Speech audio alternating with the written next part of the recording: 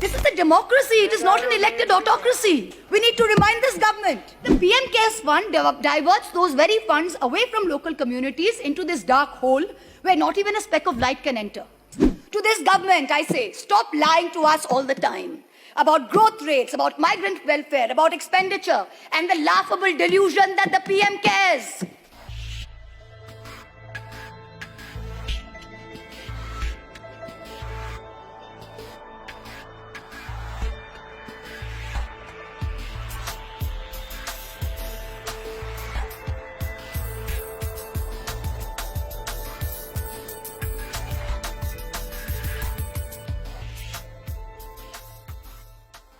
The government issued a circular on March 28, 2020, notifying that all contributions to the PM Cares Fund qualified as eligible CSR contributions under Item 8, Schedule 7 of the Companies Act.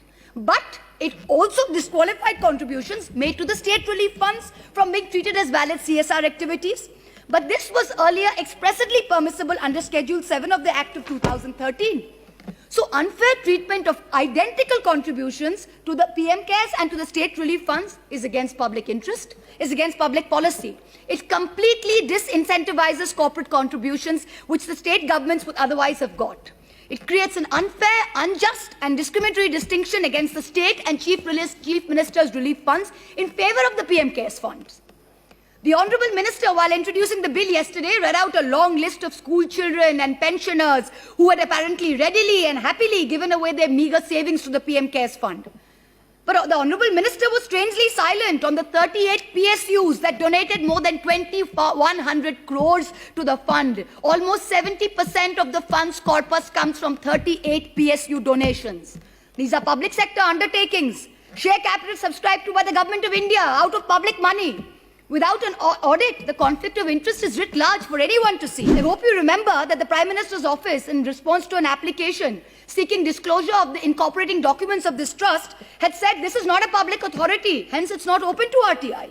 But the very legislative intent behind Section 135 of the Companies Act was to encourage companies to use CSR funds for local welfare activities for local communities in areas of operation.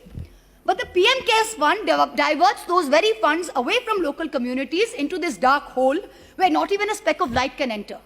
Coal India has committed 221 crores to a fund while it cannot contribute to the state relief funds of Bengal and Jharkhand, where it is 90% of its operations. ONGC has mentioned that it has offered funds from its CSR budget for the year, even though the allocation is not yet determined.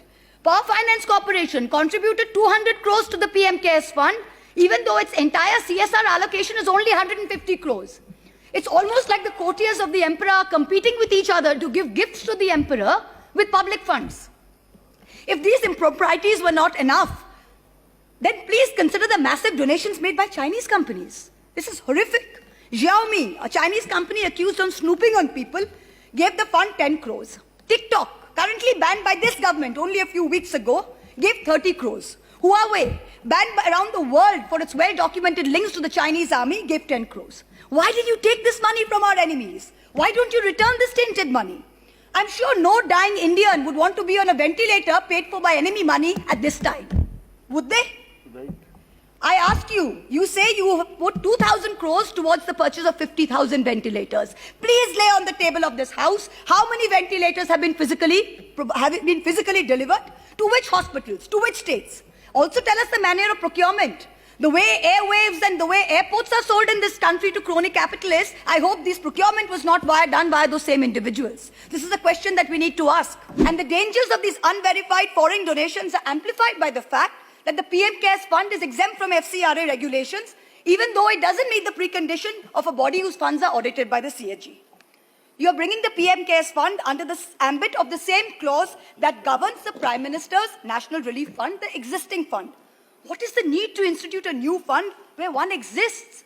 Prime Ministers will come and go, but the existence of a fund is not up for discussion. What is this need to name everything after one individual? What is this need? This is a democracy. It is not an elected autocracy. We need to remind this government. First, you are raising funds on the basis of public office. The very name, a Prime Minister's fund, makes people think this is government authority.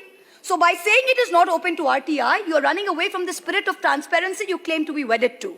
Second, cabinet ministers are trustees administering the funds. So you are impermissibly expanding the scope of your ministerial office in excess of the mandate determined by the Constitution.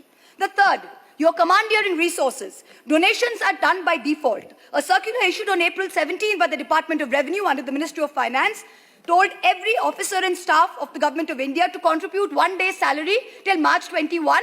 This would be deducted. If they wish to not donate, they should put this in writing. Tell me, in this atmosphere of fear and vengeance currently prevalent in this country, which bureaucrat, which public officer will say they do not wish to donate?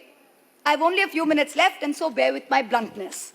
To this government, I say, stop lying to us all the time about growth rates, about migrant welfare, about expenditure, and the laughable delusion that the PM cares.